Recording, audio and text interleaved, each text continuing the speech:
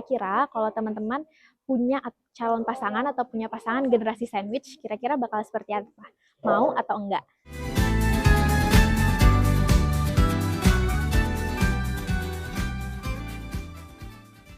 Assalamualaikum, halo semuanya, balik lagi di video Alvin.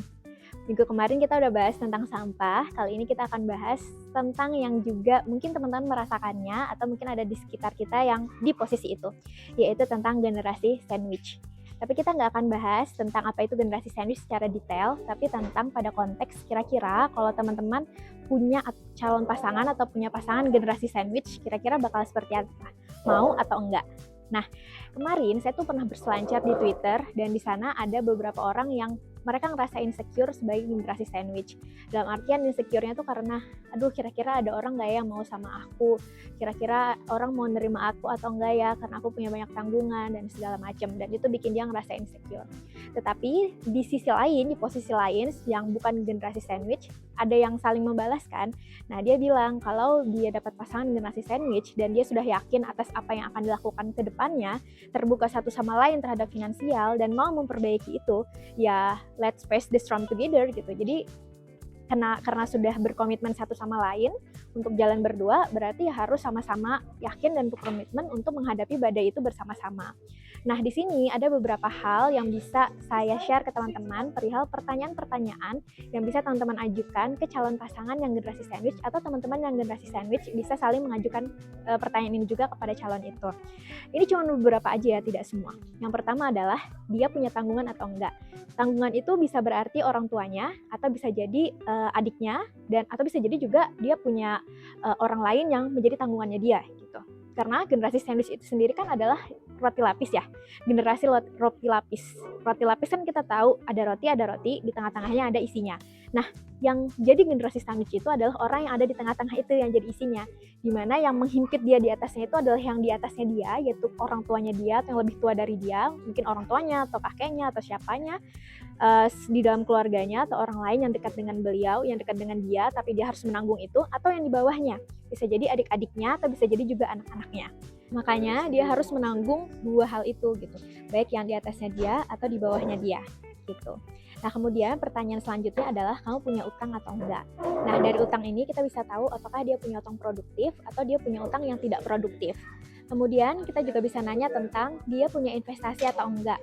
Jadi investasi di sini bukan berarti harus punya investasi yang beratus-ratus juta, bermiliaran atau puluhan juta, tapi lebih kepada dia melek atau enggak perihal investasi itu, mau itu jangka pendek ataupun jangka panjang. Jadi bukan perihal materinya ya, tapi perihal pengetahuannya dia tentang investasi itu. Segimana dia melek atau segimana dia paham bahwa penting si investasi itu. Kalau misalnya teman-teman sekarang di posisi yang sedang tidak tahu apa itu tentang investasi atau jangka pendek, jangka panjang, nah bisa nih dari sekarang untuk dipelajari tentang hal itu. Kemudian juga bisa ditanya tentang boleh nggak lihat aplikasi belanja online-nya. Apapun itu ya, mau itu toko oranye, toko hijau, toko biru, dan seterusnya bisa kita tanya. Dan dari situ kita bisa tahu pola konsumsinya dia seperti apa. Apakah dia impulsif, atau dia suka jajan yang boros-boros, yang nggak penting tapi dia belanjain. Nah, kita bisa tahu di sana. Kemudian, pertanyaan selanjutnya adalah, kalau punya uang 100 juta, 200 juta, atau 1M, kira-kira mau dibeliin apa? Dari situ kita bisa tahu bentuk prioritas dia tuh apa. Nah, dari itu baru beberapa pertanyaan sih. Sebenarnya ada banyak banget pertanyaan yang udah saya list, tapi nggak bisa saya ungkapkan di sini semuanya. Tapi itu adalah sekilas pertanyaan yang bisa kita tanya kepada calon kita atau kita sendiri yang mempersiapkan itu untuk saling kita komunikasikan satu sama lain. Nah, ketika sudah bersama menjadi satu pasangan nih, ketika udah jalan bersama, maka perlu dipastikan dan ditegaskan sama-sama untuk memutus mata rantai itu. Karena sebagai generasi sandwich, rantainya tuh sangat-sangat besar peluangannya untuk diputus. Jadi salah satu caranya adalah ya mulai dari ketika memilih pasangan itu gitu, untuk kita bisa memutus mata rantai itu. Terbuka satu sama lain perihal keuangan, bukan menutup-nutupi dalam artian pas mau jajan ini diem-diem gak mau ketahuan sama pasangannya. Nah itu salah satu pola komunikasi keuangan yang tidak untuk diikuti ya. Jadi harus terbuka, misalnya bilang ke suaminya mau beli ini, atau istrinya bilang suaminya bilang ke istrinya mau beli ini gitu. Nah jadi terbuka satu sama lain. Kemudian juga Selain itu, belajar dari sekarang perihal mana yang harus dikonsumsi, yang benar-benar kita butuhkan, mana yang sekedar kita inginkan. Tidak mengikuti tren, ego, atau nggak enak diomongin orang lain, dan seterusnya, tapi memang punya prinsip sendiri mana yang emang dibutuhkan, mana yang tidak. Jadi, set gitu. Jadi, paham kan ya? Jadi lebih strict gitu terhadap apa yang memang dibutuhkan, tapi nggak ikut-ikutan yang ada di sekitar dia. Orang mau ngomong apa, ya udahlah, mereka nggak tahu tentang kondisi keuangannya kita. Kemudian juga punya komitmen untuk sama-sama memutus mata rantai itu, salah satunya adalah dengan memberikan pengajaran sejak dini kepada keturunan kita, kepada anak-anak kita. Saya dari sejak dini itu dari umur berapa sih? Sebenarnya ada ya pola parentingnya untuk ini, dan untuk pembahasan komunikasi dalam keuangan ini ada di ada di perencanaan keuangan keluarga. Nah, kalau perencanaan keuangan keluarga ini kita bisa pisahkan ke dalam episode yang berbeda, tetapi sekilasnya dari situ. Misalnya mengajarkan anaknya untuk menabung sejak dini, kemudian kalau dikasih uang jajan berapa, itu berapa dia sisihkan untuk dia infakkan, dia sisihkan untuk nabung, dia sisihkan untuk jajan, dan seterusnya. Nah, itu bisa banget dimulai dari sejak dini.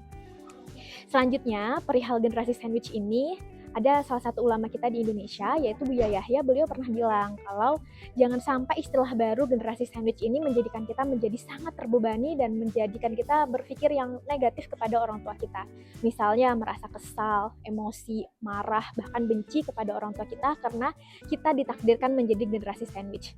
Karena apa? Karena orang tua itu tetap harus kita muliakan itu. Jadi harapannya menurut Buya Yahya, ketika kita udah ditakdirkan menjadi generasi sandwich, kan kita nggak bisa milih ya dari mana kita akan dilahirkan.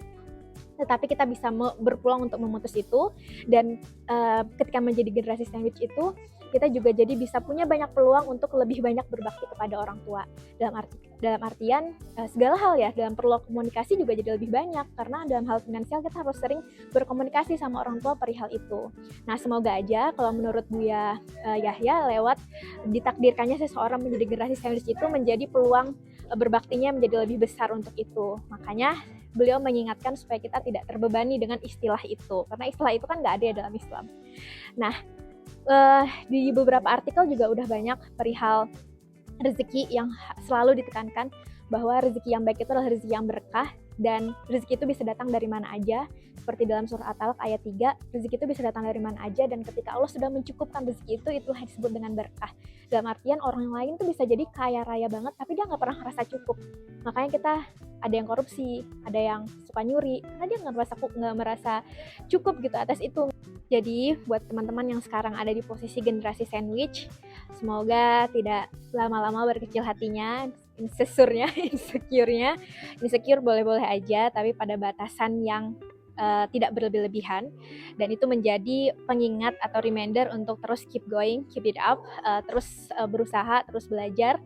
Semoga selalu Allah bantu, Allah kuatkan untuk menjalaninya. Dan untuk teman-teman yang di sekitar kita adalah generasi sandwich, semoga kita bisa untuk saling menguatkan satu sama lain perihal hal itu. Jadi sampai di sini dulu untuk video kali ini, semoga bermanfaat. Sampai ketemu lagi di video selanjutnya. Assalamualaikum.